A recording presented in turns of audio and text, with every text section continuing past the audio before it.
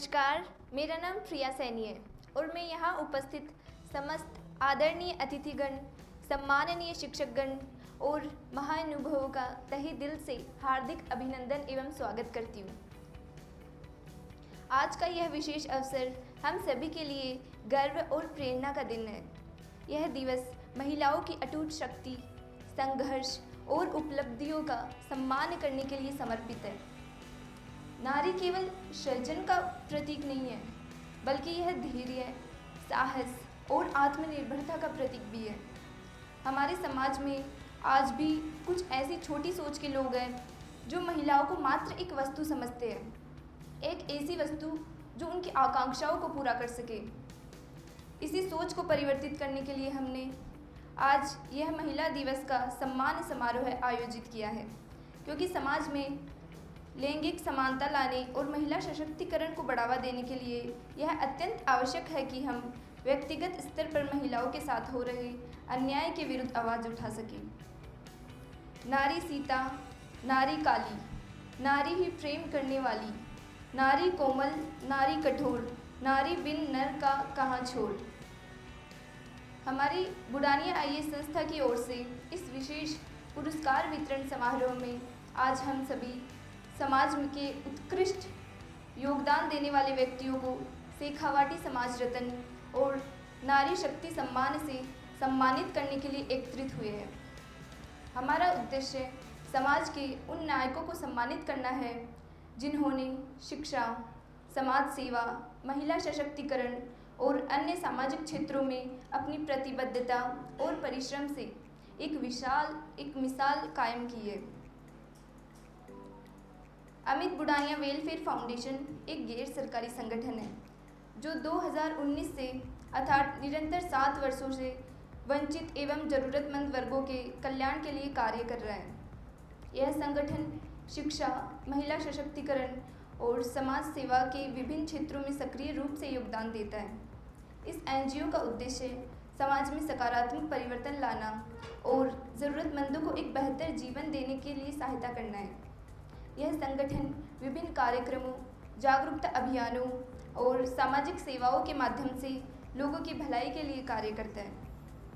आप सभी को बिना किसी चार्ज के यहाँ बुलाने का एकमात्र लक्ष्य यही है कि आप भी इस एनजीओ के विभिन्न कार्यक्रमों में अपना योगदान दें और समाज कल्याण के इस नेक उद्देश्य में हमारा सहयोग करें। महिलाएं केवल घर की 4 दीवारी तक सीमित नहीं है, बल्कि वह हर क्षेत्र में अपनी छाप छोड़ रही हैं। चाहे शिक्षा हो, राजनीति हो, व्यवसाय हो या सार्वजनिक कार्य।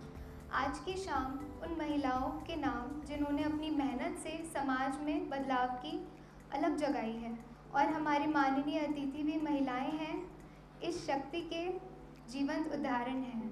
अब मैं अपनी टीम मेंबर से अनुरोध करूंगी कि वह हमारी मुख्य अतिथि का स्वागत करें।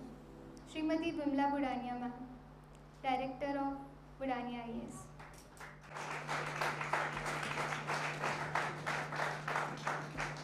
Miss Lakshmi Kilania ma'am, academic director Budhania IAS.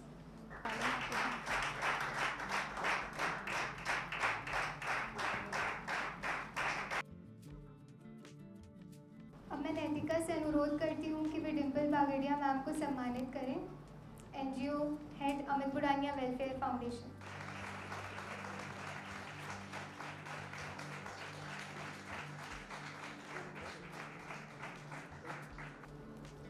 हर शुभ कार्य से पहले ईश्वर का आशीर्वाद लेना हमारी परंपरा रही है। इसी पावन अवसर पर हम ज्ञान, सत्य और प्रकाश का प्रतीक दीप प्रज्वलन के साथ इस कार्यक्रम की शुरुआत करेंगे।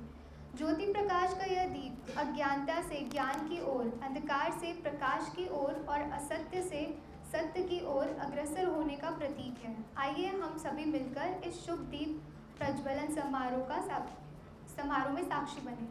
अब मैं आमंत्रित करना चाहूँगी हमारी मुख्य अतिथि श्रीमती विमला बुढ़ानिया मैम को। प्लीज़ मैम स्टेज पर आके दीप प्रज्वलित करें।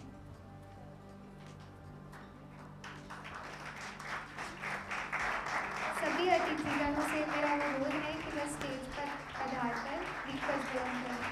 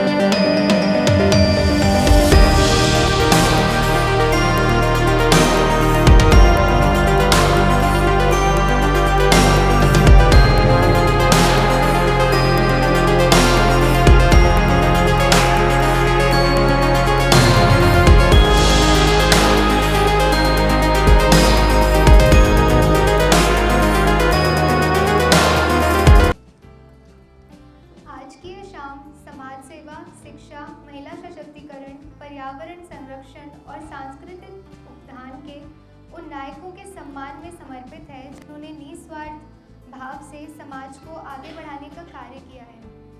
बुढ़ानी IAS द्वारा आयोजित इस पुरस्कार वितरण समारोह में हम 2 प्रतिष्ठित सम्मानों शेखावटी सम्मान रत्न और नारी शक्ति सम्मान से उन महान हस्तियों को सम्मानित करने जा रहे हैं जिन्होंने समाज में अनुकरणीय योगदान दिया है।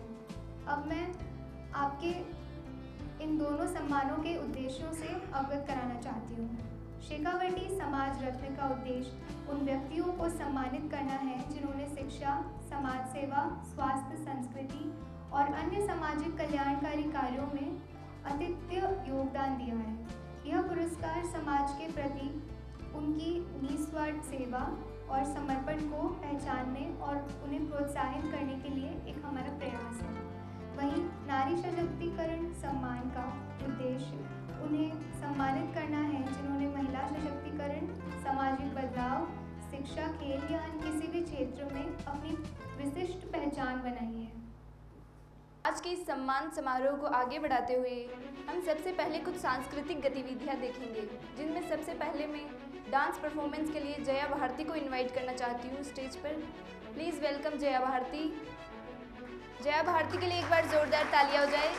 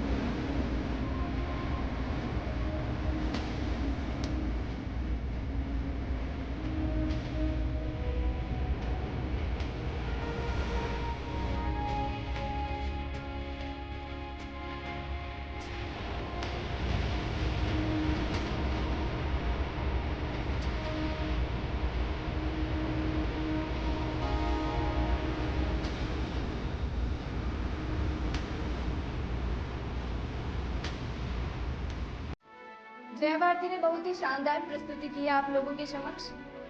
इनके हर एक कदम में इनकी ऊर्जा और भावनाएं झलक रही थी। बिजली चमकती है तो आकाश बदल देती है, बिजली चमकती है तो आकाश बदल देती है, आंधी उठती है तो दिन रात बदल देती है, जब गरजती है नारी शक्ति तो इतिहास बदल देती है।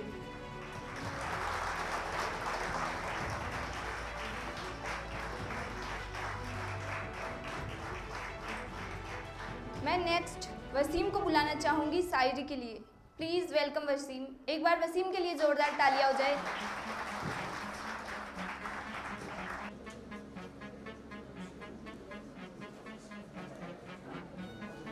नारी है शान हमारी, नारी है सम्मान हमारी, नारी है शान हमारी। हजारों फूल चाहिए एक माला बनाने के लिए, घर सजाने के लिए। हजारों बूंद चाहिए एक समुंदर बनाने के लिए, पर एक स्त्री अकेली ही काफी है घर को स्वर्ग बनाने के लिए, घर को स्वर्ग बनाने के लिए। नारी है सम्मान हमारी, नारी है शान हमारी, नारी है सम्मान हमारी, नारी है शान हमारी। वो जन्म देती है उसे औरत का कोई घर नहीं होता, लेकिन ये सच नहीं है दोस्तों, लेकिन ये सच नहीं है दोस्तों, औरत के बिना तो कोई घर नहीं होता।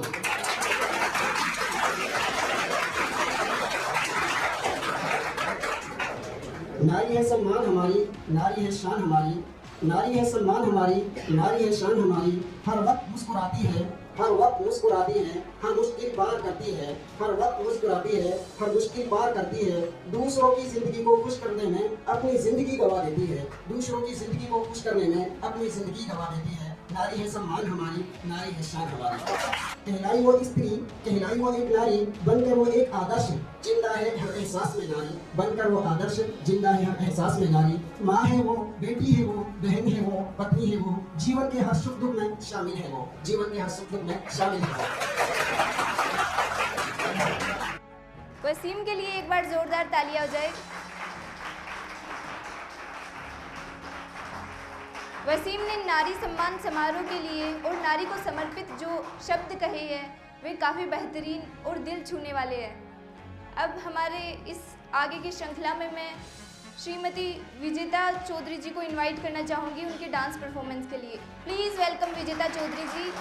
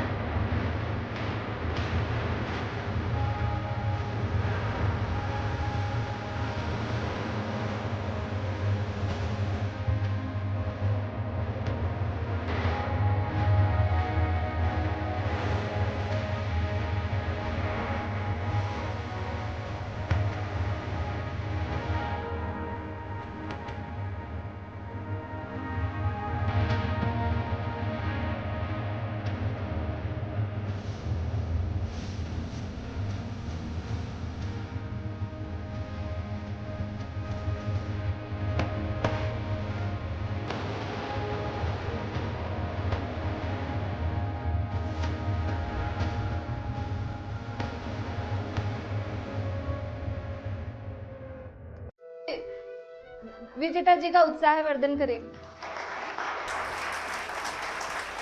जैसा कि हम सभी देख सकते हैं कि इनके नृत्य में न केवल हमारी संस्कृति बल्कि हमारी भारतीय परंपरा की झलक भी स्पष्ट रूप से दिखाई देती है, जो कि हमें अपनी प्राचीन जड़ों से भी जोड़ती है।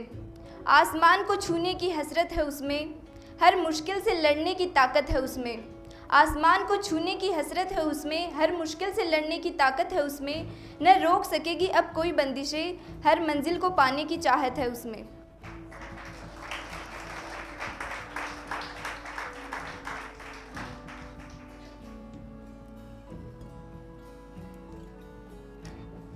अब मैं प्रगति से रिक्वेस्ट करती हूँ कि वो आगे के कार्यक्रम को संचालित करें।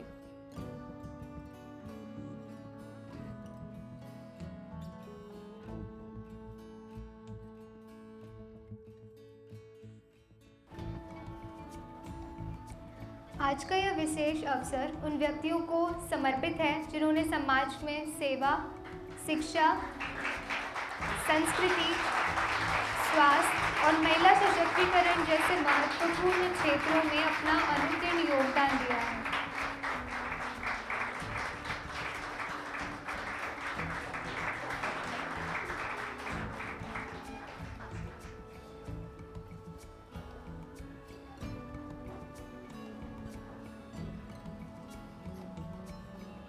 बुढ़ानिया यस परिवार इस मंच से उन महान व्यक्तियों को सम्मानित करने जा रहा है जिन्होंने निस्वार्थ भाव से समाज को नई दिशा दी है। यह सम्मान न केवल उनके कार्यों की सराहना है बल्कि आने वाली पीढ़ियों के लिए एक प्रेरणा भी है। सबसे पहले हम समाज सेवा, शिक्षा, कला, संस्कृति और महत्वपूर्ण क्षेत्रों में उत्कृष्ट योगदान देने वाले व्यक्तियों को शेखावटी समाज रत्न से सम्मानित करने जा रहे हैं। हमारे विशिष्ट अतिथिगण इन प्रतिष्ठित हस्तियों को सम्मानित करेंगे। आइए हम तालियों के गूंज से हमारे इन समाज रत्नों का अभिनंदन करें।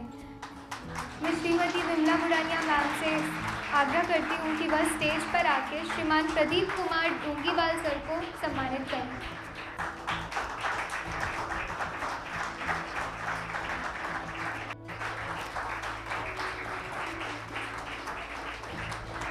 World social icon award, block level Bhamashah सम्मान समारोह, कोरोना काल में विशिष्ट कार्य, शिक्षा विभाग द्वारा उत्कृष्ट कार्य में अवार्ड।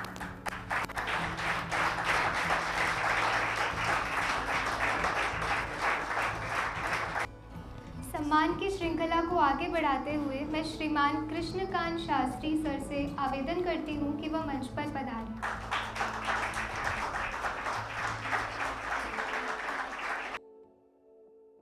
इनके द्वारा दहेज मुक्त भारत बनाने के लिए एक अभियान चलाया गया है जो कि बहुत ही सराहनीय है।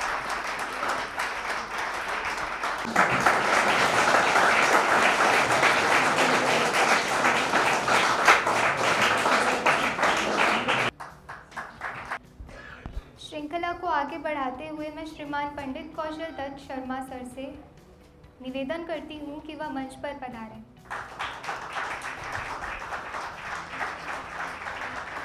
राजस्थान संस्कृत अकेडमी अवार्ड, शिक्षा रतन गवर्न अवार्ड।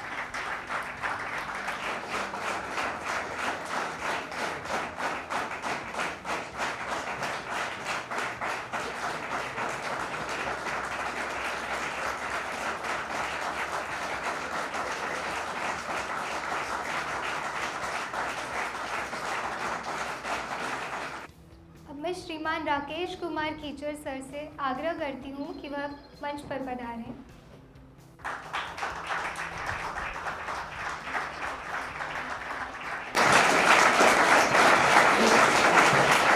इनके द्वारा निःशुल्क ऑफलाइन DLED PTET का हल्दीघाटी में मुफ्त कक्षाएं करवाई जाती हैं।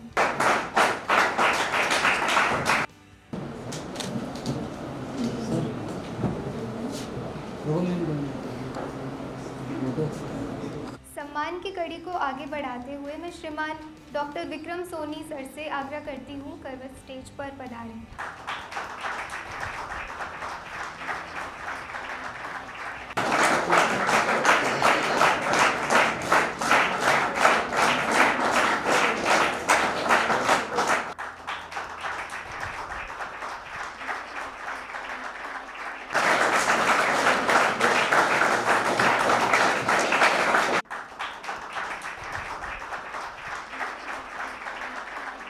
मैं हमारे अगले अतिथिगण से निवेदन करती हूँ कि वह स्टेज पर आए। शैतान सिंह कवैया जी।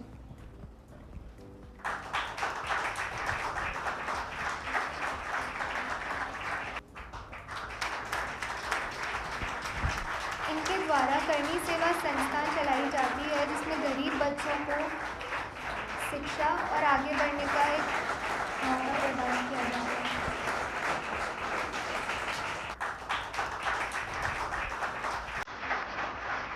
हमारे अगले अतिथिगण हैं कस्तूरबा सेवा संस्था से महेंद्र सिंह जी।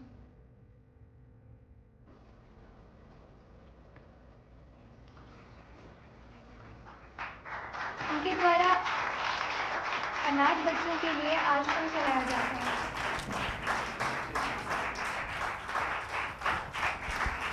हमारे अगले सम्मान प्राप्तकर्ता श्रीमान सत्यवीर सिंह जी, वैदिक आश्रम पिपराली।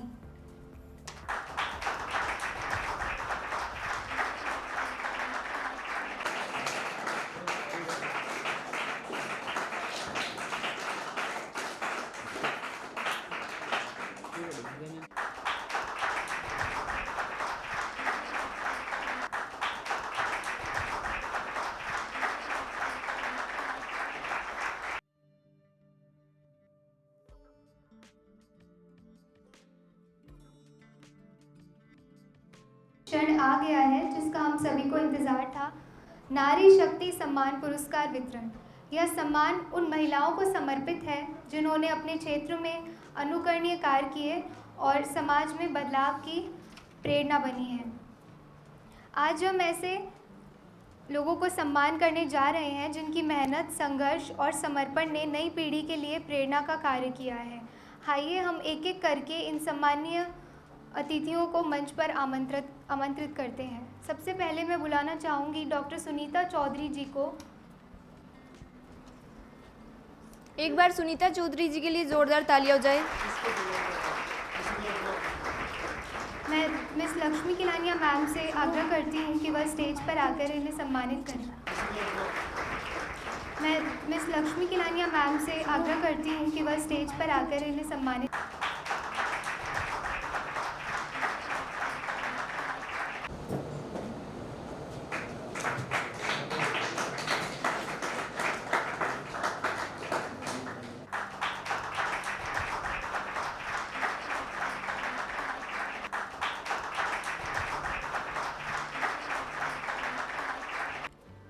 अब मैं श्रीमती बबीता जहांगीर जी को स्टेज पर आमंत्रित करना चाहूँगी।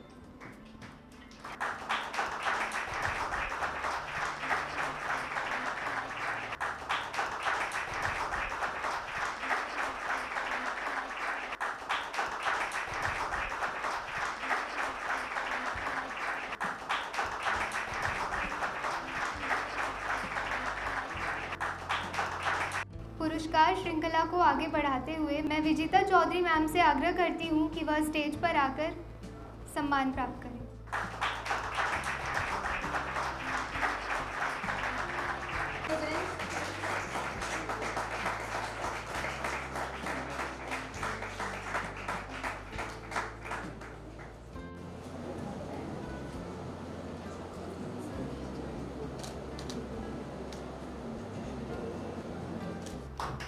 एक बार विजेता जी के लिए जोरदार तालियां हो जाए। हमारे अगले अतिथि डॉक्टर शीतल यादव मैम से आग्रह करती हूँ कि वह स्टेज पर पधारें।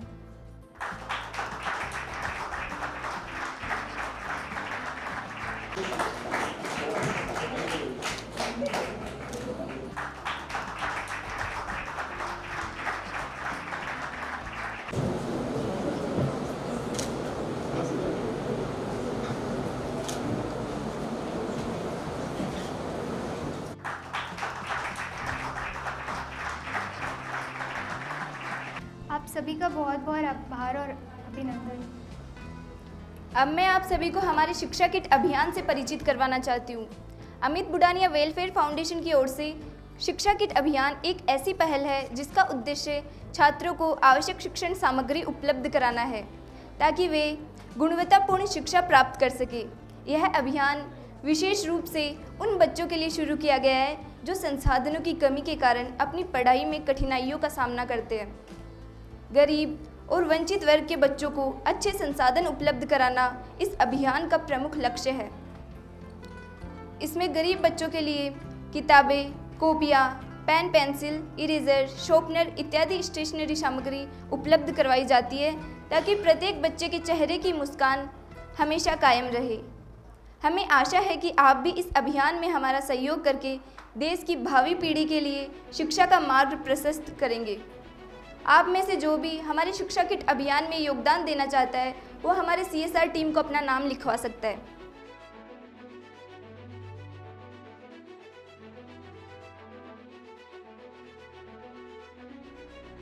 अब मैं आपको हमारे टी फॉर चैरिटी अभियान के बारे में बताना चाहती हूँ, जो कि अमित बुडानिया वेलफेयर फाउंडेशन की CSR टीम द्वारा शुरू किया गया है, जिसमें CSR member mister Shantanu Baghel और मिस डिम्पल शर्मा केवल 10 रुपये में सभी को चाय उपलब्ध करवाते हैं और 10 रुपये का अतिरिक्त सहयोग संस्था अपनी तरफ से करती है। इस अभियान से जो भी राशि एकत्रित होगी वो विभिन्न आश्रम, विद्यालय, गरीब बच्चों की सहायता के लिए प्रयोग की जाएगी। इसके ज़रिए समाज में वंचित, पिछड़े तबके के अनाथ बच्चों के लिए शिक्षा, राशन, कपड़े और अन्य आवश्यकता की वस्तुएं उपलब्ध करवाई जाएंगी। आप अपने स्तर पर इस मुहिम का हिस्सा बनकर हमारा सहयोग कर सकते हैं, क्योंकि आपके सहयोग और छोटे छोटे प्रयासों से हम किसी की बड़ी खुशी का कारण बन सकते हैं। धन्यवाद।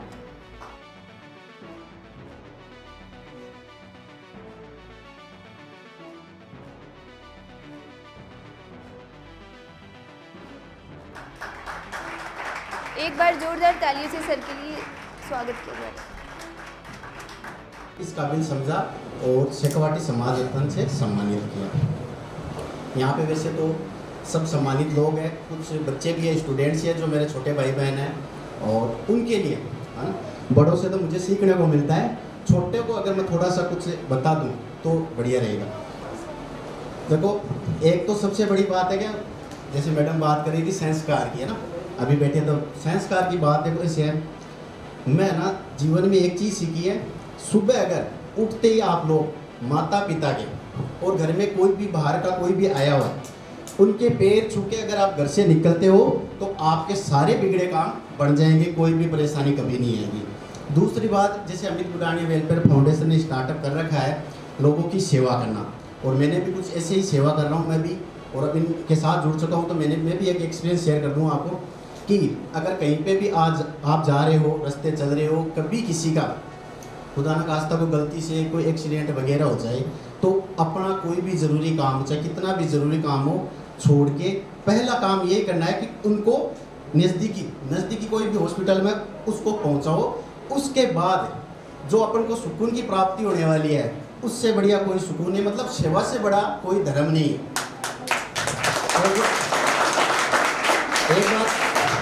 एक बार फिर फाउंडेशन का मैं बहुत बहुत धन्यवाद देना चाहता हूँ कि आप लोगों ने हमें सम्मानित। एक बार सर के लिए जोरदार तालियां हो जाए। धर्म और संस्कार को लेकर सर ने जो बातें कही है वे काफ़ी मनमोहक है और हम सभी का मनोबल बढ़ाने में सहायक है। कोई और गेस्ट में अगर स्पीच देना चाहता है, प्लीज़ वेलकम मैम। एक बार मैम के लिए जोरदार तालियां हो जाए। की हार्दिक शुभकामनाएं। वैसे तो मुझे खास कुछ कहना नहीं आता, फिर भी मैं बबीता जांगिड़ फ्रॉम कोटपुतली। यहाँ आज मेरा पहला अवसर हुआ है जो सीकर मैंने विजिट करी है, नहीं तो मैं आज तक सीकर नहीं आई थी। Thank you.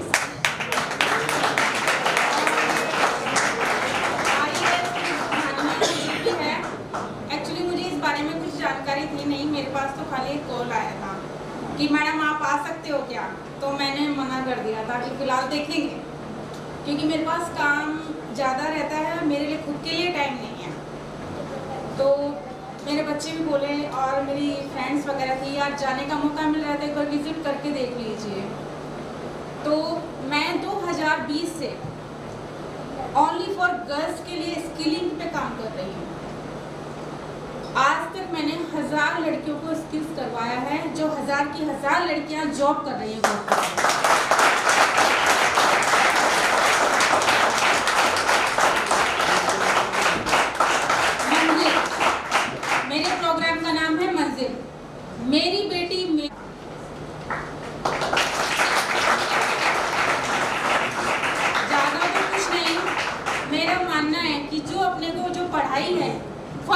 लेकर 12th तक अपने को पढ़ना सिखाती है सिर्फ, और एक स्किल होता है जो अपने को कमाना सिखाता है।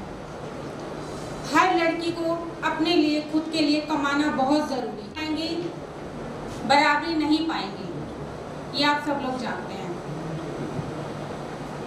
मैं गांव-गांव गई, घर-घर गई, मुझे कोई नॉलेज नहीं था फील्ड वर्क का। फर्स्ट टाइम मुझे किसी ने कहा कि मैडम मंजिल प्रोग्राम है, ओनली फॉर गर्ल्स के लिए है, करोगे क्या? मैंने कहा सर मुझको इसका कोई तजुर्बा नहीं है। कैसा आप करिए तो सही। मैं जब गांव-गांव गई, देखा तो मैंने ये देखा कि लड़कियों को सिर्फ पढ़ाया जाता है एज ए डिग्री के रूप, उनको कमाने के लिए आगे नहीं बढ़ाया जाता। और मेरा मेन मकसद फिर यही रहा। गुजर कास्ट में गई, गांव-गांव में गई, सीधे एक ही जानकारी देते थे, नहीं मैडम लड़कियां नहीं जाएंगी, जाओ यहाँ से आप। फिर भी मैंने मतलब हिम्मत नहीं हारी, मैंने उनका वातावरण देखा और उसके हिसाब से मैंने फर्स्ट टाइम सबसे पहले लड़की बेंगलोर भेजी कोडिंग की पढ़ाई के लिए free of cost by flight.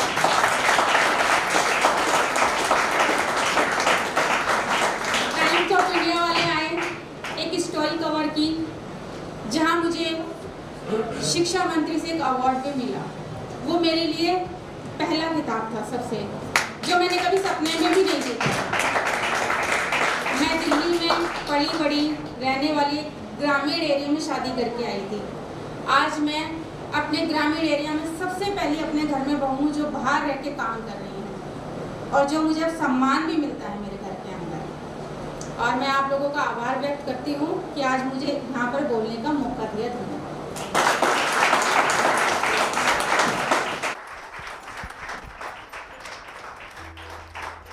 Ma'am के लिए एक बार जोरदार तालियां हो जाए। मैम जो बालिकाओं की शिक्षा और संस्कार के लिए जो काम कर रहे हैं वे अत्यंत सराहनीय है। समाज की प्रगति के लिए यह अत्यंत आवश्यक है कि ऐसे ही छोटे छोटे प्रयासों से हम देश की प्रगति का मार्ग प्रशस्त करें। अगर गेस्ट में और कोई स्पीच देना चाहता है तो वो मंच पर आ सकता है। एक बार सर के लिए जोरदार तालियां हो जाए। बड़ा खुशी और हर्ष का विषय है कि बुरानिया मैम ने नारी सम्मान के लिए कार्यक्रम को रखा। धन्यवाद है बहन जी जांगीर का, जिन्होंने बहुत ही एक अद्भुत बात हमारे को बताई जो हमें पता ही नहीं था कि ग्रामीण क्षेत्र में रह के इतनी प्रतिभाओं को जिन्होंने निखारा। वैसे नारी शब्द का अर्थ न रीति नारी, जिसका कोई दुश्मन नहीं है, वो कौन है? नारी। हमें इसमें थोड़ा सा पीछे जाना होगा। नारियों के लिए मैं मानता हूँ जिस समय देश गुलाम था, दो व्यक्तियों ने जो संघर्ष किया वो काबिले तारीफ। महर्षि देवदयानंद सरस्वती और ज्योतिबा फुले, सावित्रीबाई फुले उनकी पत्नी थी, जो दोनों व्यक्ति समाज से नारियों के लिए उस समय में गुलामी के समय में लड़ रहे थे। तो कितनी उन्होंने तपस्या की होगी, कितनी मेहनत की होगी नारी शक्ति को आगे बढ़ाने में। तो हमें नारी शक्ति को, उनके इतिहास को पढ़ना चाहिए। दो व्यक्ति ऐसे हुए जिन्होंने सबसे पहले नारी सम्मान की बात सावित्रीबाई फुले ने और महर्षि देवदयानंद ने उठाई, और इस समाज के अंदर ये साबित करके दिखाया कि नारी क्या नहीं कर सकती। इसलिए आप इस कार्यक्रम में पधारे और यहाँ से यही शिक्षा लेके जाएंगे कि हम भी चाहे छोटे ही प्रयास इस समाज के लिए हम करें। डॉक्टर साहब ने कोई एक्सीडेंटल की बात बताई, तो ये तो हमारा कर्तव्य और दायित्व ही बनता है। मेरा कोई सौभाग्य ऐसा रहा है, मेरे याद ही नहीं है कितने एक्सीडेंट आज तक उठाए, और बड़ा सौभाग्य की बात है सिर्फ आज तक एक लड़का खत्म हुआ। एक 7-8 एक्सीडेंट पीछे 2-3 महीने पहले हो गए थे, उसमें एक छोटा बच्चा था वो बिल्कुल ही दब गया था, और आज तक भगवान की दया से जयपुर हो, दिल्ली हो, कहीं भी उनको छोड़ा वो ठीक होके आए। तो इससे बड़ा सुकून मिलता है कि हम समाज के लिए जो भी कार्य करते हैं। और मैंने तो उस जमाने में उठाए जिस समय ये लोग कहते थे कि केस बन जाता है, तो मैंने कहा भाई होम करते हाथ जलते हैं तो जलने दो, अगर मेरा किसी से बैर ही नहीं है तो मेरा किस लिए वो केस होगा। तो अच्छे कार्य में आगे बढ़ने के लिए आपको डरने की जरूरत नहीं है। मान है, सम्मान है, इसकी कोई चिंता नहीं करनी है। और जो हम अच्छा करेंगे तो ये भगवान मान लो, प्रकृति मान लो, हर चीज हमारा साथ देगी, और दिन उगने और रात उगने। आपका बहुत बहुत धन्यवाद।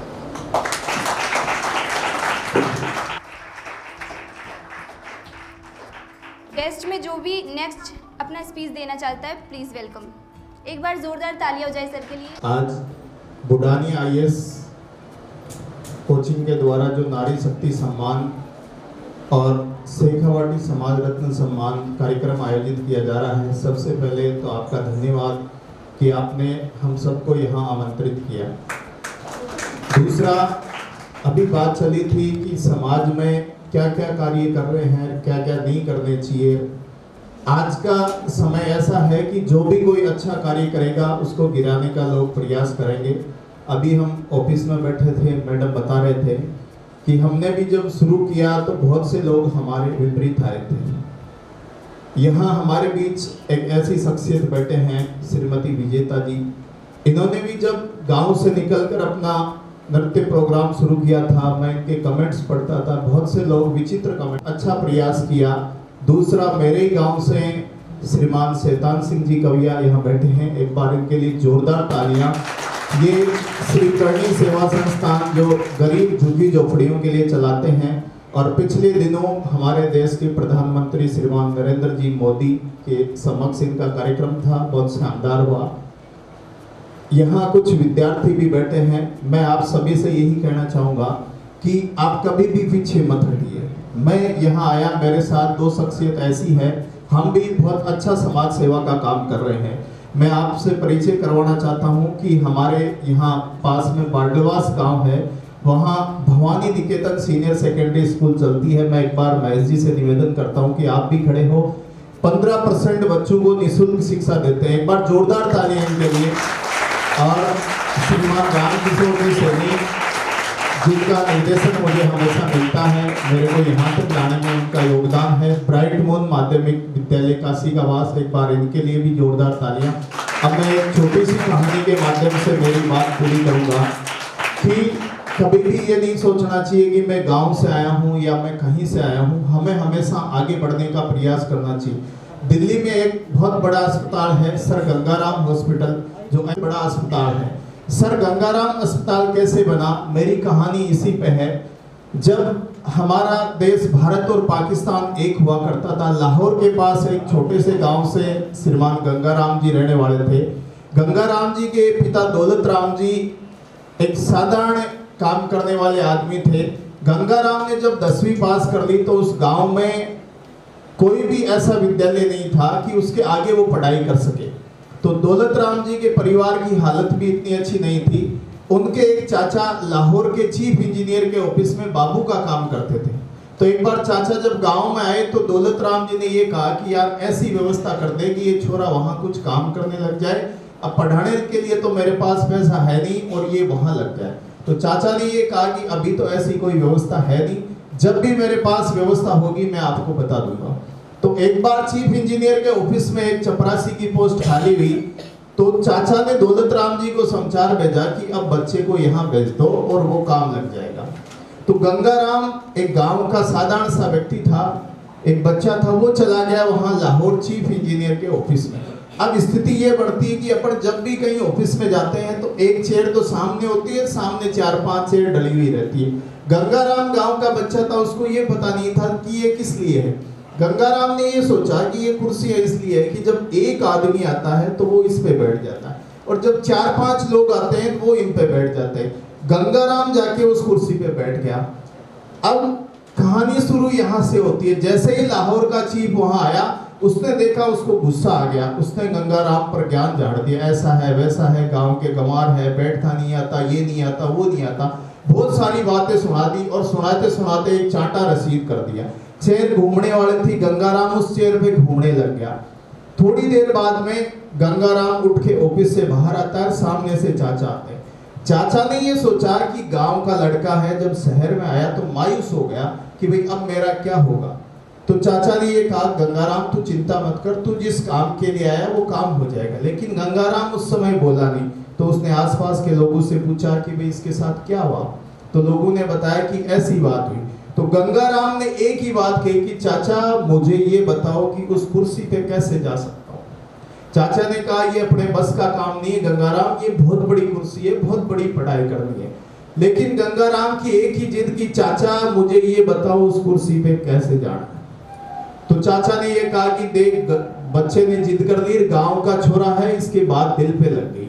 तो चाचा ने ये कहा कि देख पढ़ाई वाला काम तो तेरे को करना है, पैसे वाला काम मैं कर दूंगा। चाचा ने पैसे लगाए, गंगाराम ने पढ़ाई की और वास्तव में बहुत अच्छी पढ़ाई की और सबसे बढ़िया आईआईटी कॉलेज है आईआईटी रुड़की, वहां से निकलकर एक चीफ इंजीनियर बना और वापस उसी कुर्सी पे जाके बैठा और उस लाहौर की दिशा और दशा बदल दी। तो किसी ने सच ही कहा है कि कुछ गांवों से आए हैं, कुछ घाटी से आए हैं, कुछ गांवों से आए, कुछ घाटी से आए, और इन बड़ी कुर्सियों में पे बैठने वाले सभी लोग गांव की माटी से आए। बहुत बहुत धन्यवाद। सर ने जो ग्रामीण और शहरी जीवन का अंतर स्पष्ट करते हुए जो संकेत दिया है वे काफ़ी मनोबल बढ़ाने योग्य हैं। अब मैं डॉक्टर शीतल से अनुरोध करती हूँ कि वह मंच पर उपस्थित हो। एक बार डॉक्टर शीतल के लिए जोरदार तालियां हो जाए। In Shekhawati region, not in the Shekhawati region, all over Rajasthan. So ऐसे तो कोई ऑर्गेनाइजेशन या कोई चीज़ नहीं है, लेकिन as a mental health professional मैं 24 आवर्स स्टूडेंट्स के लिए फ्री ऑफ कॉस्ट अवेलेबल इस चीज़ के लिए रहती हूँ कि if you are feeling sad, if you are feeling depressed, if you are feeling anxiety, if you are feeling anything which is not for your health, which is not for your mental health good, so you can contact me directly. और एक और चीज़ है कि कुछ चीज़ें होती है जिनको हम पेरेंट्स के साथ भी शेयर नहीं कर पा रहे, टीचर्स के साथ भी शेयर नहीं कर पा रहे, लेकिन आप जिस जर्नी में है ना, यूपीएससी की में है ना, आरपीएससी की में, इट्स नॉट ईजी कि आज हमने ये चीज़ सोच ली है, हमारे पेरेंट्स ने भेज दिया है और हम इसको 100% करेंगे और हम कर जाएंगे। आपको एक लंबा सफ़र है जो तय करना है, उसमें बहुत सारे उतार चढ़ाव आते हैं। बहुत सारी बार ऐसा होता है जब आप फेलियर्स देखते हैं तो आपको लगता है कि अब मैं गिव अप कर देता हूँ, हो गया यार, अब नहीं हो पाएगा, है ना। आपके पेरेंट्स, आपके आसपास के लोग, आपके मोहल्ले वाले, आपके दोस्त, बहुत सारे लोग होते हैं जो आपको इस चीज़ के लिए समझाते होंगे कि यार आसान नहीं है। अब मैं सिंपल सा क्वेश्चन आप लोगों से पूछना चाहती हूँ, कोई है जिसने एक भी बुक इस जर्नी के ऊपर पढ़ी हो? स्टूडेंट से मेरा सवाल है, प्लीज़ एक भी कोई बुक मैं सजेस्ट करके जाऊंगी आपको कि इस जर्नी को शुरू कैसे करना है और कहाँ तक लेके जाना है। और मैं दावे से कह सकती हूँ कि ये चीज़ें पढ़ने के बाद आप कुछ भी करेंगे लेकिन लाइफ में गिव अप कभी नहीं करेंगे। है आप जो भी बच्चे यूपीएससी के लिए पढ़ रहे हैं, प्लीज़ जा करके एक बार डार्क हॉर्स पढ़ना, एक बार 12th फेल पढ़ना, एक बार कलेक्टर साहिबा पढ़ना, पढ़ के देखना, गर्ल्स स्पेशली कलेक्टर साहिबा पढ़ के देखना, आपको समझ में आएगा कि जर्नी सिर्फ पढ़ाई की नहीं है। ऐसे नहीं है कि हमें सिलेबस कवर करना है, हमें पढ़ना है। It's a totally different world. आपकी पर्सनैलिटी कैसी है, आपका एटीट्यूड कैसा है चीज़ों को लेकर के। जब भी आपकी लाइफ में कोई प्रॉब्लम आती है, आप सिर्फ उस प्रॉब्लम पे फोकस करते रहते हैं, यार ये हो गया, यार ये हो गया, किसी ने मुझे कुछ बोल दिया, मेरे मार्क्स अच्छे नहीं आए, ये नहीं आया, वो नहीं आया, लॉट्स ऑफ थिंग्स। लेकिन कभी उस एटीट्यूड को शिफ्ट करके देखना इस तरफ कि आपको समझ में आए कि ये प्रॉब्लम है, मुझे इसको सॉल्व कैसे करना है, मतलब क्या सोचूं मैं इसके बारे में, कैसे मैं इसको ठीक कर लूँगी। और अगर आपने सही से उस प्रॉब्लम को अपनी कॉपी में लिखा भी है, मैं डेफिनेटली कह सकती हूँ इस चीज़ को कि आपने प्रॉब्लम का आधा सॉल्यूशन ढूंढ लिया है। ठीक है, तो स्टूडेंट से मेरी रिक्वेस्ट है कि एक बार इस जर्नी को जहाँ से आप शुरू कर रहे हैं, प्लीज़ टेक इट सीरियसली, है ना, सीरियसली भी नहीं, सिंसियरली। सीरियस लोग बेड पे होते हैं हॉस्पिटल में। टेक इट सिंसियरली और बहुत अच्छे से सिस्टमेटिक वे में अगर आप इस चीज़ को लेके चल रहे हैं ना, तो आप इसको बहुत अच्छे से जा सकते हैं, क्रैक कर सकते हैं और बहुत अच्छी चीज़ें अचीव कर सकते हैं। इतने सारे यूट्यूब पे वीडियोस, इतनी सारी मूवीज़ इसको लेकर के बनाई जा रही है, इतनी सारी बुक्स लिखे जा रहे हैं, बिकॉज ऑफ, क्योंकि समाज में भी एक स्टिग्मा बन गया है कि यूपीएससी इज़ वेरी टफ, है ना। आप लोग सुनते हैं, सुनते हैं? ऑनेस्टली सही आंसर करो, सुनते हैं नहीं सुनते? yes, जब आप अपने दोस्तों को बताते हैं मैं यूपीएससी की तैयारी करता हूँ, तो वो क्या कहते हैं? हाँ, आसान नहीं है कहते हैं ना, लेकिन बहुत आसान है। आपके अंदर वो डेडिकेशन होना चाहिए और ये एटीट्यूड जो है ना, नेवर गिव अप वाला, कि मुझे गिव अप नहीं करना है। ठीक है, ये जब तक आपके अंदर नहीं आएगा ना, आपको लाइफ की हर चीज़ टफ लगती रहेगी। जिस दिन आ जाएगा सब कुछ ईजी लगेगा। ठीक है, और मैं नो डाउट बहुत सारे गेप्स आएंगे, बहुत सारे डाउनफॉल्स भी आएंगे, बहुत सारे फेलियर्स आएंगे। आप बिल्कुल सही मेंटर चुनिए। ठीक है, आपकी लाइफ में ऐसे लोग चुनिए जो उस टाइम पे आपको सपोर्ट कर रहे हैं, उस टाइम पे आपको बता रहे हैं कि नहीं, ट्राई इट अगेन, ऐसे लोगों को ढूंढ के रखिए। वो दोस्त हो सकते हैं, पेरेंट्स हो सकते हैं, टीचर्स हो सकते हैं, कोई भी हो सकते हैं। हो सकता है उम्र में आपसे छोटे भी हों, लेकिन आप उनसे सीखिए और चलते रहिए। और जब कभी ऐसी चीज़ें फील हो ना कि बहुत एक्सट्रीम चला गया है, don't be afraid of it. बहुत सारे लोग हैं प्रोफेशनली जो इस चीज़ के लिए काम कर रहे हैं। अगर लगता है कि मुझसे टॉलरेट नहीं हो रहा है, ठीक है, हम सुनते हैं ना IITs में जाकर के भी बच्चे सुसाइड कमिट कर जा रहे हैं, ठीक है, नीट की कोचिंग करने जा रहे हैं, सुसाइड कमिट कर जा रहे हैं। मैं बेसिकली कोटा से हूँ और मैंने बहुत न्यूज़ वहाँ पे देखी इस चीज़ की, ठीक है, और बहुत काम करने की कोशिश की है कि मैं स्टूडेंट्स को एटलीस्ट इस चीज़ के बारे में इंटरेक्ट कर सकूँ कि सुसाइड और ज़िंदगी में हार मान जाना, ये सब चीज़ें इतनी वो नहीं है कि आप कुछ अचीव करोगे नहीं करोगे। मेन चीज़ है कि आपकी लाइफ में एक प्रॉपर, जिसको हम बोलते हैं ना हिंदी में, लक्ष्य होना चाहिए, ठीक है, वो हो और आप उसके लिए बेस्ट हो, ठीक है। और जब कभी ये चीज़ फील हो कि मुझसे नहीं हो रहा है या फिर मुझसे कैसे होगा या मैं बहुत डिप्रेस्ड फील कर रहा हूँ, आप किसी अच्छे प्रोफेशनल को ढूंढ लीजिए, अच्छे दोस्त को ढूंढ लीजिए, ठीक है। आज से डॉक्टर शीतल यादव आपके साथ पूरे तरीके से, अगर आप कोई भी बच्चा मुझे कॉन्टेक्ट करेगा, रात को 12 बजे भी कॉन्टेक्ट करेगा और मुझे बोलेगा कि मैम मुझे हेल्प चाहिए, मुझे ऐसा फील हो रहा है, मैं पक्का आपको टाइम दूंगी और बात करके देखूंगी कि ऐसा क्यों फील हो रहा है और हम इसे कैसे सॉर्ट आउट कर सकते हैं। Thank you so much for giving me. Thank you so much ma'am. Ma'am ने जो बातें कही है, जैसा कि हम सभी जानते हैं कि वर्तमान समय में न केवल एक विद्यार्थी बल्कि प्रत्येक मनुष्य स्ट्रेस और डिप्रेशन जैसी समस्याओं से ग्रसित है। इन सब से निकलने के लिए यह अत्यंत आवश्यक है कि हम कभी हार नहीं माने और अपने मनोबल को बनाए रखें। मैं आगे जो भी गेस्ट स्पीच देना चाहते हैं उनको बुलाना चाहूँगी। एक बार सर का जोरदार तालियों से स्वागत कीजिए। सारभारथानोपक्रमे यमनत्तवाकृतकृत्याशुस्तं नमामि गजाननम्। आज का यह विशिष्ट आयोजन मातृशक्ति को समर्पित है। मैं इसके आयोजकों को, बुढ़ानिया हाईस कैंपस के अमित सर जी को और उनकी माताश्री जी को बहुत बहुत धन्यवाद, आभार प्रकट करना चाहूँगा कि आपने ऐसा बड़ा आयोजन किया है और मातृशक्ति को आगे बढ़ाने के लिए, प्रेरणा के लिए अवसर दिया है। साथ ही शेखावाटी का जो सम्मान समारोह आयोजित किया जा रहा है वह तो एक प्रतीकात्मक है, प्रेरणा लेने के लिए है कि और भी कोई आगे आए, कुछ करें जिससे सम्मान का अवसर मिले, अच्छा अवसर मिले। सभी अभिनंदनीय वंदनीय जनों को, मातृशक्ति को और भावी भविष्य को मैं शुभकामनाएं देता हूं। आपके हाथ में आने वाले समय में भारत का भविष्य होगा। भविष्य जिसके हाथ में होता है उसको दो काम करने होते हैं, डिसीजन और जस्टिस। डिसीजन और जस्टिस, आप किसको अच्छा मानते हैं? मैं भाभी आईएएस से पूछना चाहता हूं, बताइएगा, डिसीजन पावर अच्छा होना चाहिए, जस्टिस पावर अच्छा होना चाहिए? अच्छा प्रश्न किया मैंने। बेटा मैं बहुत अच्छी बात बता रहा हूं कि जीवन में जस्टिस रखिएगा। डिसीजन पावर उसी का अच्छा होता है जो न्याय करता है, सबको अवसर देता है सोचने के, देखने के।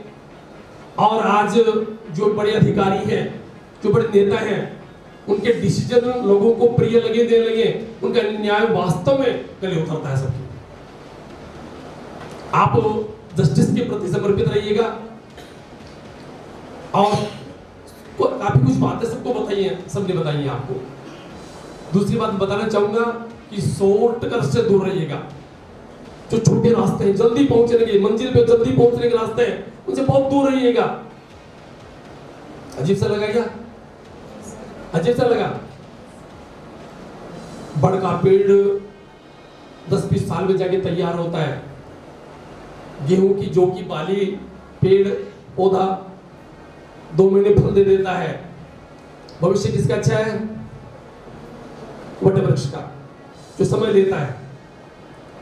आप जो तैयारी कर रहे हैं अपना भविष्य के साथ साथ अपने परिवार का, घर का, और भारत का भविष्य निर्माण करेंगे, उसके लिए शॉर्टकट बनाइएगा। शॉर्टकट का एक परिणाम छोटा सा देना चाहूंगा, ऐसा एक एग्जाम आपके सामने है। शॉर्टकट ना वो हर आदमी चाहता है मैं बैकडोर से एंट्री कर लूं, हर आदमी चाहता है, नहीं, उससे बचिएगा। आप अपनी योग्यता को इस स्तर पे लेके जाइएगा कि आपका चुनाव 100 में से 100 के लिए हो, 100 में से 36 के लिए नहीं हो। और आपके लिए बहुत बहुत शुभकामनाएं, आप आगे बढ़े, राज आपके हाथ में हो, न्याय आपके हाथ में हो, और जिस दिन न्याय आपके हाथ में आए, परिणाम आपके हाथ में आए, निर्णय आपके हाथ में आए, शुचितापूर्ण जीवन व्यतीत कीजिएगा। ईमानदारी, जिसके जीवन में ईमानदारी नहीं है वो कहीं खड़ा होकर नहीं बोल सकता है। पैसा कमाएंगे, जिंदगी में पैसा कमाने के लिए होता है, परंतु ईमानदारी एक अलग शख्सियत होती है, एक अलग पहचान होती है व्यक्ति की, जो हजार लोगों में, लाखों लोगों में एक फूल की तरह कमल के फूल तरह निकल के आती है आपको। आज समय बदल गया है, आज समय बदल गया है कछुआ और खरगोश की कहानी का। कछुआ और खरगोश की कहानी का सबने सुनी है? क्या कहना चाह रही है वो कहानी? क्या कहना चाह रही है वो? धीरे पर निरंतर। मैं कह रहा हूं कि आज उस कहानी का कथानक बदल गया है। आज खरगोश और कछुए की कहानी जो आ रही है वो नए रूप में देखिएगा क्या कहना चाह रही है आपको। कछुआ कह रहा है कि मैं इसके साथ प्रतिस्पर्धा नहीं करूंगा, इस पहले खरगोश के पैर बांधिए। क्या कहना चाह रहा समय? पहले इस खरगोश के पैर बांधिए, तब मैं दौड़ में शामिल होऊंगा। शर्त मानी जाती है, शर्त मानी जाती है। खरगोश की आदत है सोने की, वो रेस्ट करेगा, कर रहा है, और कछुआ विजेता होता है, लाखों के इसको इनाम मिलते हैं। कथानक फिर बदलता है, कथानक फिर बदलता है। अगली बार जैसे आज बुढ़ानिया कैंपस ने आयोजन किया है, अगला आयोजन किसी और ने कर रहा है, फिर खरगोश और कछुए को बुलाया जा रहा है। आइए, खरगोश को अपनी कमी का पता लगा कि मैंने गलती की। आप भी देखिएगा, मैंने गलती की, गलती को सुधारा, और खरगोश सोया नहीं। खरगोश पैर बंधने में भी क्या हुआ? विजेता हुआ, और उसको भरपूर इनाम मिला, पुरस्कार मिला। तीसरा कथानक देखिएगा, फिर कथानक कहानी बदल रही है। दोनों एक बार, एक वो जीत, कछुआ जीत गया, एक बार खरगोश जीत गया। दोनों में अच्छी दोस्ती हो गई, अच्छी दोस्ती हो गई। अगले आयोजकों ने क्या किया देखिएगा, क्या किया कि नहीं, ये तो मजा नहीं है। इनमें जगह जगह खड्डे खोद दो, पानी डाल दो, कीचड़ कर दो, फिर दौड़ाओ, दोनों बराबर कर दो, कोई दिक्कत नहीं है। दोनों में अच्छी दोस्ती हो गई। आप देखिएगा इस अंतिम बात को। कछुआ कहता मैं क्या करूं? जो ही समतल भूमि आई, खरगोश ने कहा मेरी पीठ पे बैठ जा, मेरी पीठ पे बैठ जा, और चल आगे चलते हैं। ये दोस्ती आपको भी करनी चाहिए। आपको जो कमजोर है वो साथ लेके चलना चाहिए आपको। जो कीचड़ और पानी आया, खरगोश से पानी पार नहीं किया गया, कछुए ने कहा मेरी पीठ पे आ जा, मैं लेके चलता हूं तेरे को। दोनों ने मिलकर के समान रूप से सफलता प्राप्त की, और दोनों को बराबर इनाम दिया गया। दोस्तों, आप ये देखिएगा, आपको भी इसी प्रकार से जो कमजोर साथी है वो साथ लेके चलना है। अपने कंधे बनिए उनके लिए, आप आगे बढ़ाइए उनको आप। और जीवन में शुचिता, ईमानदारी, यदि आपका चरित्र ईमानदारी पर है, संस्कारों पर है, भारतीय संस्कृति पे है। आज समय आ रहा है भारतीय संस्कृति का। आज समय किसका आ रहा है? भारतीय संस्कृति का समय आता है, हर चीज का आता है। चक्रवत परिवर्तनते, चक्र की तरह घूमता रहता है समय, कभी कोई ऊपर, कभी कोई नीचे, कभी नीचे, कभी ऊपर। तो आप भी उस समय का मूल्यांकन कीजिए और भारतीय संस्कृति के लिए जिए। आने वाला समय बहुत ही सुखद है भारत का। विश्व पटल के ऊपर भारत का नाम होगा और उसमें आपकी इसमें की पहचान होगी। आप ही उस भारत के नाम को आगे ले जा सकेंगे। सभी के लिए शुभकामनाएं, सभी अभिनंदन, वंदन, धन्यवाद, आभार। Thank you so much sir. हमारा आगे भी प्रयास रहेगा कि यूं ही निरंतर गरीब और असहाय बच्चों की सहायता करें। आगे जो भी अपने विचार साझा करना चाहते हैं वे मंच पर आ सकते हैं। सब लोगों ने बहुत अच्छी बात कही है और ये सबसे बड़ी बात ये कि ये बहुत बड़ा मोटिवेशन है और प्रत्येक विद्यार्थी को अपनाना चाहिए। आज महिला दिवस के उपलक्ष्य में आप सबको बहुत बहुत शुभकामनाएं और बहुत बहुत बधाई। बुढ़ानिया IAS कैंपस के साथ में हमारा जो संस्थान है ये निरंतर ऐसे कार्य करते रहें और बहुत अच्छा कार्य करते हुए आगे बढ़े। मैं आशीर्वचन के रूप में आप सब लोगों को ओम स्वस्ति न इंद्रो वृद्धस्रवाः स्वस्ति नः पूषा विश्ववेदाः स्वस्ति नस्तार्क्ष्यो अरिष्टनेमिः स्वस्ति नो बृहस्पतिर्दधातु। आप सब लोगों का जीवन बहुत मंगलमय हो। इसी शुभकामना के साथ में महिला मंडल एक बार आगे आएंगे। श्री रामचरितमानस ग्रंथ आप सब लोगों के लिए और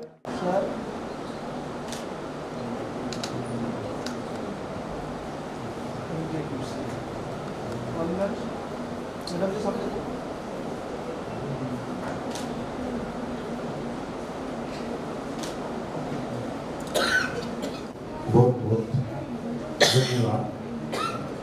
अमित जी बुढ़ानिया हमारे से कोरोना काल से जुड़े हुए हैं। कोरोना काल में समस्या ये थी कि बच्चों को पढ़ा नहीं पा रहे थे, कोई भी सभी स्कूलों की छुट्टियां थी। हमने कहा कि बुढ़ानिया साहब क्या करें, हमारे पास व्यवस्थाएं नहीं हो रही हैं टीचर्स की। तो उस समय आपने हमें कहा कि आप आराम से क्लास लगाइए, जो भी व्यवस्था होगी हम देंगे। और उसकी वजह से हमारे 10वीं के बच्चे उस साल बहुत अच्छे नंबरों से पास हुए। इसके लिए मैं बुढ़ानिया साहब का बहुत बहुत आभारी हूँ, बहुत बहुत धन्यवाद। हमारे कच्ची बस्ती के जो बच्चे हैं उनसे ये काफ़ी लंबे समय से जुड़े हुए हैं। कुछ बच्चे जो अच्छे गायक और वाद्य यंत्र बजाना जान रहे थे, उन बच्चों को भी आपने यहाँ पर बुलाया था। अभी करीब 25-26 तारीख को पिछली को भी उन्होंने खूब उन बच्चों को यहाँ पूरी बस भेज करके यहाँ पर बुलाया और उनको अभी हाल ही हमारे एक थोड़ी दिक्कत आई थी, उनको सर सिलाई मशीन नहीं है, तो उन्होंने तुरंत जो बच्चे हैं उनके साथ सिलाई मशीन भिजवाई ताकि बच्चियाँ वो सीख सकें। हमारे को इनका लगातार सहयोग मिल रहा। अभी एक बहन बोल रही थी कि हम कोई CSR वो कार्यक्रम चालू कर रहे हैं, तो वो उसके पीछे बुढ़ानिया साहब का हमारे लिए ही है। जो कच्ची बस्ती के बच्चे हैं जो वो बहुत ज़्यादा आवश्यकता है उन लोगों को, तो उनके लिए ही उन्होंने सोच करके ये कार्यक्रम चलाया है। इसके लिए उनका बहुत बहुत आभार, बहुत बहुत धन्यवाद। सम्मान श्रृंखला को आगे बढ़ाते हुए मैं श्रीमान मुकेश कुमार सैनी सर को मंच पर पधारने के लिए आमंत्रित करती हूँ ताकि हम उन्हें शेखावटी समाज रत्न पुरस्कार से सम्मानित कर सकें। इस विशेष क्षण को और भी गौरवमय बनाने के लिए मैं मिस डिम्पल मैम से अनुरोध करती हूँ कि वह स्टेज पर पधारकर उन्हें सम्मानित करें।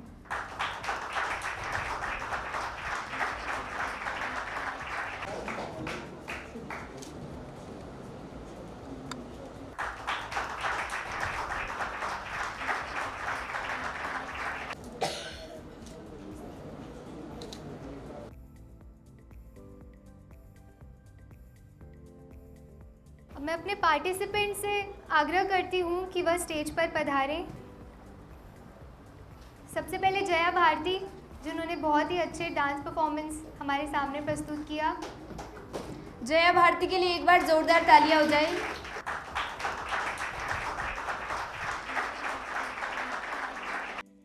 प्रत्येक विद्यार्थी में एक कला छुपी हुई होती है, बस कमी होती है तो उसे उजागर करने की सभी के समक्ष, और हम ये मंच आपको प्रदान करते हैं ताकि आप अपनी कला और अभिरुचि को अभिव्यक्त कर सकें। हमें उम्मीद है कि आगे आप भी इन्हीं की तरह अन्य प्रतियोगिताओं में भाग लेंगे। मैं वसीम को स्टेज पर आमंत्रित करती हूँ अपना पुरस्कार प्राप्त करने के लिए। जोरदार तालियों से इनका स्वागत किया जाए। जी भाई। मिस ऋतिक्षा से आग्रह करती हूँ कि वह मंच पर पधारें। ऋतिक्षा के लिए एक बार जोरदार तालियां हो जाए।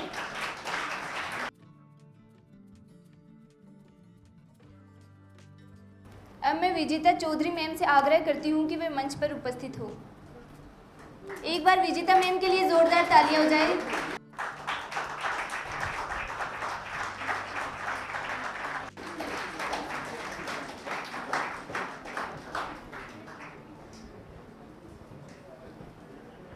मैम ने हमारी जो सांस्कृतिक पहचान और मान मर्यादा एवं सांस्कृतिक वेशभूषा को धारण किए हुए जो प्रस्तुति की है वे अत्यंत सराहनीय है। हमें इनसे एक प्रेरणा लेनी चाहिए और आगे इसी तरह इनका मनोबल बढ़ाना चाहिए। Thank you so much ma'am. Ma'am, मैं आपसे रिक्वेस्ट करती हूँ कि आप अपने विचार हमारे साथ साझा करें। और स्पेशल धन्यवाद विमला जी मैम और अमित सर को कि हमें आपने यहाँ बुलाकर इतना मान सम्मान दिया। और थोड़ी देर पहले सर ने मेरा नाम लिया था और उन्होंने बोला था कि जब इन्होंने वीडियो बनाना शुरू किया तो मैं इनके कमेंट्स पढ़ता था, देखता था, नेगेटिव कमेंट्स भी आते थे। तो इसका ये कि मैं कोई भी काम करूँ, जैसे मैं यहाँ पे आई हूँ तो एक जो व्यक्ति है वो पास से निकलेगा तो वो यही कहेगा कि बहुत अच्छा काम कर रहे हो आप, मतलब हमारी संस्कृति को आगे बढ़ा रहे हो। और एक आदमी पास से निकलता ही कहेगा ये गंवार है, तो वो उनकी व्यक्तिगत विचार है। इस चीज़ से मुझे कोई फ़र्क नहीं पड़ता। और जब मैंने ये वीडियो बनाना शुरू किया तो भी मैंने ये कोई देखा देखी ये शुरू नहीं किया, क्योंकि मैं जब 5th क्लास में पढ़ती थी तो मेरी बहन थी, मेरी रियल सिस्टर है बड़ी, वो बहुत अच्छा गाती थी। तो उस टाइम में हमारे पास में ही गांव पड़ता है खिरोड़, वहाँ पे कोई राधा कृष्ण का मंदिर था, वहाँ जिला कलेक्टर आए हुए थे। तो वहाँ मेरी बहन ने कृष्ण सुदामा का कोई गाना था वो गाया था। तो जैसे ही वो स्कूल में जाती थी तो वहाँ पे काफ़ी महिलाएं इकट्ठी हो जाती थी सुबह सुबह कि हमें एक बार ये भजन सुना दो आप। तो मैंने क्या किया कि मैंने ये सोचा कि दीदी गा सकती है तो मैं भी गा सकती हूँ। और मेरी मम्मी उनको, मेरी दीदी को है ना, जो हमारे लोकगीत होते हैं पुराने, जो माताएं बहनें गीत गाती हैं, वो गीत सिखाती थी। और मैं काफ़ी छोटी हुआ करती थी, तो मैं जैसे ही मम्मी को पूछती मम्मी ये आपने कैसे गाया, तो मम्मी कहती थी चुप कर तू पढ़ ले। तो मैंने उस टाइम क्या किया कि मैं किताब सामने करके और मैं वो गीत जितनी देर मम्मी दीदी को बताती थी मैं उसको गौर से सुनती थी। और दीदी को वो याद नहीं होता था, मेरे को याद हो जाता था। फिर धीरे धीरे एक दिन हमारे जो ये रात्रि योगा का प्रोग्राम होता है उसमें ये हुआ कि काफ़ी महिलाओं को बुलाया, लेकिन बारिश हो रही थी तो कोई आ नहीं पाई थी। तो उस दिन मैंने क्या किया कि मैंने आगे होके सारे गीत गाए। तब मैं 10th क्लास में थी। तो पापा जी बाहर सो रहे थे, पापा जी ने उठ के सुबह पूछा कि कितनी औरतें आई थी, कौन आया था। तो मम्मी ने बोला कि औरतें तो कोई आई नहीं, हम माँ बेटी थे। बोले गा कौन रहा था, तो मम्मी ने मेरा नाम लिया, ये गा रही थी। तो पापा जी काफ़ी खुश हुए उस टाइम। फिर धीरे धीरे मैंने जैसे मेरी पढ़ाई कर ली, फिर मेरी पढ़ाई जैसे B.Ed हो गई थी मेरी शादी से पहले। और देखो मेरी बात कुछ लंबी हो रही है लेकिन मैं बताना ज़रूर चाहूँगी। तो मैंने क्या किया, जैसे ही मेरी शादी हुई मैं ससुराल आई तो हमारे यहाँ ये होता था कि ना घूंघट करना है। तो मैं घूंघट, मुझे निकालना भी नहीं आता, मैं घूंघट निकालती थी इतना घूंघट निकाल लेती। मैं मेरी देवरानी जेठानी है उनको उनकी सास प्रेशर करती थी कि देखो वो निकाल रही तुम क्यों नहीं निकाल सकती। तो मैंने ऐसा 2 साल तक किया, घूंघट निकालती थी। देवरानी जेठानी सब पे प्रेशर आ गया कि हमें भी घूंघट निकालना है। फिर मैंने 2 साल बाद ये नोटिस किया कि इस घूंघट से मिल क्या रहा है। भाई हम घूंघट कर रहे हैं और भी कर रहे हैं, हम भी कर रहे हैं, लेकिन इसका सारांश क्या है, क्या मतलब है इसका। फिर मैंने कहा कि कोई कॉमेडी चैनल था, मैंने कहा मम्मी मैं इस चैनल पे काम करूँगी। मेरी सास को कहा तो मम्मी ने कहा कि ये कोई काम है क्या, ये वो, उन्होंने थोड़ा सा मेरे को डांटा। फिर मैंने कहा एक बार मुझे करने दो आप। तो मैं जैसे उस चैनल पे काम करने लगी तो कमेंट्स आते थे कि आप बहुत अच्छी कॉमेडी करते हैं। फिर मेरे ये हुआ कि अपने जो दिमाग में तो कीड़ा वो गाने वाला था ही कि अपने को तो कैसे भी करके सिंगर तो बनना ही है। तो फिर मैंने एक सॉन्ग रिकॉर्ड किया, उसकी शूटिंग हो गई। और जैसे ही मैंने मेरे चैनल पे अपलोड किया तो वो 7 घंटे के लगभग चला वो, और उस पर 7,000 ऐसे कुछ व्यूज आए। तो मैंने सोचा कि इतने से सब्सक्राइबर में अपने को 7,000 व्यूज़ मिल गए। मैंने ये नहीं सोचा कि भाई अपना मिलियन नहीं चला, क्योंकि उस वक्त सब्सक्राइबर भी तो नहीं थे मेरे। तो मैंने सोचा कि 7,000 व्यूज़ आ गए, मतलब अपना गाना चल सकता है। फिर मैंने उस पर एक गलती की कि मेरी जो वीडियो है मैंने उसको व्हाट्सएप पे शेयर कर दिया। तो वहाँ से पता नहीं किसी ने वो पुराना एक सॉन्ग था बीरनी रंगीली ऐसे करके कुछ टाइटल था, तो उस पे टाइटल पे मेरे स्ट्राइक मार के वीडियो टेक डाउन करवा दिया। फिर मेरे पास कॉल आने लगे, जिन लोगों ने प्रशंसा नहीं की थी ना उन लोगों के भी कॉल आने लगे, आपका गाना कहाँ गया, आपका गाना गया कहाँ। फिर मैंने सोचा कि ये तो अपनी बेइज्जती होगी, फिर मैं रोने लग गई। फिर मैंने ये सोचा कि यही सॉन्ग मैंने सर्च किया यूट्यूब पे, तो कम से कम भी 10 चैनल पे वो सॉन्ग पड़ा हुआ था।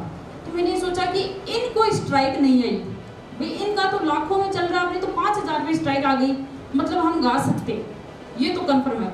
तो फिर मैंने सोचा कि अपन दूसरा कोई अपना खुद का लिख के सॉन्ग रिकॉर्ड करते हैं। तो मम्मी जी ने, मेरे हस्बैंड ने, सब ने ये बोला कि तूने पिछली बार गया था डिलीट हो गया, बस खत्म कहानी। मैंने कहा नहीं खत्म नहीं, कहानी तो यहाँ से शुरू हुई है, डिलीट करवाया मतलब मैं गा सकती हूँ और मैं पक्का गाऊंगी, एक सॉन्ग तो रिकॉर्ड करूँगी। तो फिर घर वालों ने भी जिद नहीं की और मैंने वो सॉन्ग रिकॉर्ड किया और वो उसी सॉन्ग से मेरा चैनल मोनेटाइज हो गया। उसके बाद मैंने ये सोचा कि आगे भी अपने को ये काम करते ही रहना है। फिर धीरे धीरे लोग पसंद करने लग गए। और अब नेगेटिव कमेंट की बात आती है कि लगभग 98% तो मेरे कमेंट होते हैं पॉजिटिव और 2% अगर नेगेटिव कमेंट होते भी हैं तो मैं उनको या तो उसमें कोई लोग सजेशन देते हैं कि इसमें ये नहीं ये चीज़ ऐड करो, और अगर बिल्कुल ही नेगेटिव कर रहा है ना तो मैं उसमें गौर भी नहीं करती, रिएक्ट भी नहीं करती, क्योंकि वो उसकी व्यक्तिगत सोच है। क्योंकि उसी के नीचे 200 कमेंट पड़े हुए हैं जिनमें सब बोल रहे हैं बहुत अच्छा कर रहे हो, उसमें 2 कमेंट है जिनमें लोग बोल रहे हैं कि आप जाटों का नाम खराब कर रहे हो। तो मैं उन 2 लोगों पे गौर नहीं करके बाकी जो लोग 200-250 कमेंट कर रहे हैं ना उन पे मैं कॉन्सेंट्रेट करती हूँ कि हाँ हम रियल में सही कर रहे हैं, इसलिए 200 लोग अपने साथ हैं, ये 2 लोग बोल रहे हैं बोलते रहेंगे। तो मैं ये कहना चाहती हूँ आपसे कि आप कोई भी काम करो लेकिन आप अपनी जिद पे शुरू से ये तय कर लो कि अगर हम शुरू कर रहे हैं तो हमें करते ही जाना है, आगे ये करना है। क्योंकि हम अगर 50% करेंगे फिर वहाँ से मुड़ जाएंगे वापस तो अपनी बेइज्जती होगी और हम ये सोच लेंगे कि हम यहाँ तक आ गए, क्या पता 2 कदम और चलेंगे आगे सफलता हो। नेगेटिविटी भी है तो नेगेटिव भी यही चीज़ है कि कई बार हमारे इमोशन का फायदा भी उठाया जाता है। तो एक लिमिट तक ही आप इमोशनल हो। और मैं अपने साथ जुड़ी हुई एक घटना बताती हूँ। मेरे पिताजी से मेरी काफ़ी बनती थी, मैं उनसे हर बात शेयर करती थी, बहुत अच्छा हमारी मतलब माँ पिता बेटी की अच्छी बॉन्डिंग थी। और कोरोना काल में हुआ ये कि मेरे पिताजी की डेथ हो गई। वो कोई प्राइवेट कंपनी में जॉब किया करते थे महाराष्ट्र में, और पहला कॉल मेरे पास आया कि आपके पिताजी की डेथ हो गई और बॉडी पोस्टमार्टम के लिए लेके जा रहे हैं। ये बात मेरे को बतानी थी मेरे भाइयों को। जहाँ हमारे यहाँ ये सोचा जाता है कि ये तो फलाने फलाने की बेटी है, इसको बेटी को मत बताओ, एन वक्त तक भी नहीं बताते कि भाई ये रोने लग जाएगी, चीखने लग जाएगी। लेकिन उन्होंने जब कॉल किया तो उन्होंने सीधा ये बोला कि इंचार्ज साहब की तो डेथ हो गई है और बॉडी लेके जा रहे हैं। तो अब मेरे ये हुआ कि ये बात मैं अपने भाई को कैसे बताऊँ, लेकिन फिर भी मैंने उनको बताई। 5 दिन से बॉडी लेके आए थे घर पे, 5 दिन से, क्योंकि उस टाइम हॉटस्पॉट था महाराष्ट्र कर्नाटक वो एरिया कोरोना का। तो वहाँ से आते आते 5 दिन लगे। 5 दिन में मेरी मम्मी मुझे इतना परेशान करती थी, क्योंकि इतना तो पता चल गया था कि पापा जी की तबीयत खराब है। तो उनका ये होता था कि हम वो माता जी का आरती जुदा कर लें। शाम बाबा की सुबह सुबह जोत की जाती थी घर में, तो मम्मी हमेशा सुबह सुबह बोल देते थे कि इतने दिन चाहे ना भी बोला, लेकिन उन 5 दिन में मुझे लगभग रोज ही बोला कि वो जोत कर ले। लेकिन मैं वो जोत भी करती थी कि मेरी मम्मी को पता ना चल जाए। और 5 दिन तक उस बात को ऐसे दबाए रखा कि मेरे भाई और मेरे अलावा किसी को, पूरे गांव को पता था, लेकिन मेरी मम्मी और मेरी बहन को मैंने पता नहीं चलने दिया कि पिताजी इस दुनिया में नहीं है। 5 दिन तक उस बात को दबाए रखा। और फिर उसका रिस्पॉन्स क्या हुआ कि गांव में कुछ लोग जो शिक्षित थे उन्होंने मुझे ये बोला कि बेटा तूने मतलब बहुत ही अच्छी बात है कि सबको परेशान नहीं किया।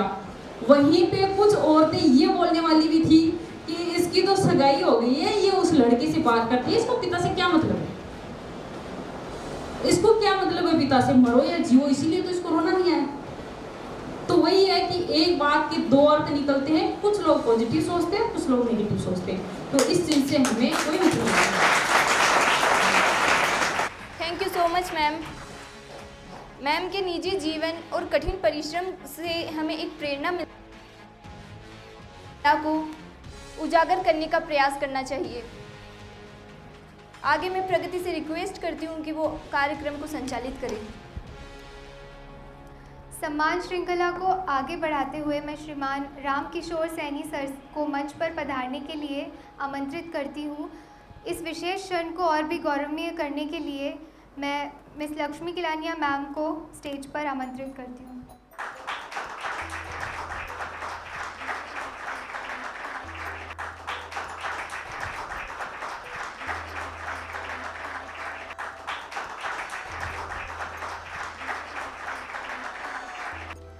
आज की यह खास शाम हमारे विशिष्ट अतिथियों की गरिमामयी उपस्थिति के बिना अधूरी रहती। उन्होंने अपनी व्यस्त दिनचर्या से समय निकालकर इस कार्यक्रम की शोभा बढ़ाई और हमें प्रेरित किया। सबसे पहले मैं विनम्रतापूर्वक आमंत्रित करती हूँ श्रीमती विमला बुढ़ानिया मैम को और श्रीमान सत्यवीर सिंह सर को कि उन्हें सम्मानित किया जाए।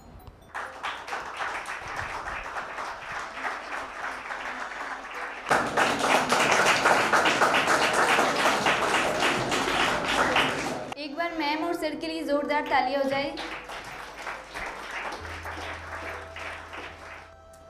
अब मैं श्रीमान कृष्णकांत शास्त्री सर को स्टेज पर आमंत्रित करती हूँ कि वे मिस लक्ष्मी किलानिया मैम का स्वागत करें।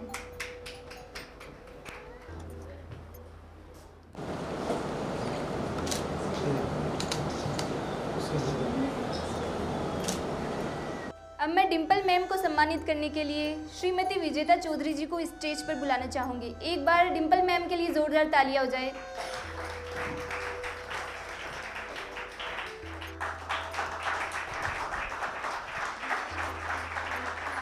अब मैं CSR head miss Charul Singh Sisodia को सम्मानित करने के लिए शीतल मैम को इनवाइट करना चाहती हूँ।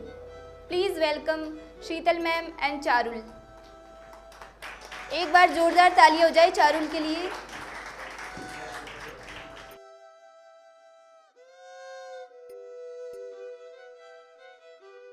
आप सभी ने अपना बहुमूल्य समय निकालकर हमें अपने विचारों और अनुभवों से लाभान्वित किया है। उसके लिए हम हृदय से आपका आभार व्यक्त करते हैं। आपकी प्रेरणादायक वाणी न केवल हमें एक नई दृष्टि प्रदान करती है, अपितु हमारे लक्ष्य प्राप्ति की राह को और भी स्पष्ट करती है। 1 मिनट सभी अपने सीट पर बैठ जाए, क्योंकि विमला मैम अपने विचार हमारे साथ साझा करना चाहती है। विमला मैम के लिए एक बार जोरदार तालियां हो जाए। हुए सभी अतिथिगणों का हृदय से आभार। और सभी ने बहुत ही अपने अपने फील्ड में अच्छे कार्य किए हैं, उनसे प्रेरणा भी मिली है और हमारी टीम के साथ जुड़कर आगे हमें भी प्रेरित कर गरीब बच्चों को और जो हमने मुहिम चला रखी है उसको बढ़ाने में हमारा भी सहयोग करें और हमारे से जो उम्मीद है वो हम आपको पूरी करेंगे। हमारे जिस सहयोग की आपको आवश्यकता होगी वो भी देंगे और आप भी हमारे साथ जुड़कर इस टीम के सदस्य बने। धन्यवाद। Thank you so much ma'am. अब जो भी हमारे आज के अवॉर्डीज़ हैं, मैं उनसे रिक्वेस्ट करती हूँ कि वो एक बार स्टेज पर आकर फ़ोटोज़ क्लिक करवाएं एक साथ। ग्रुप फ़ोटोज़ के लिए सभी आगे आ जाए।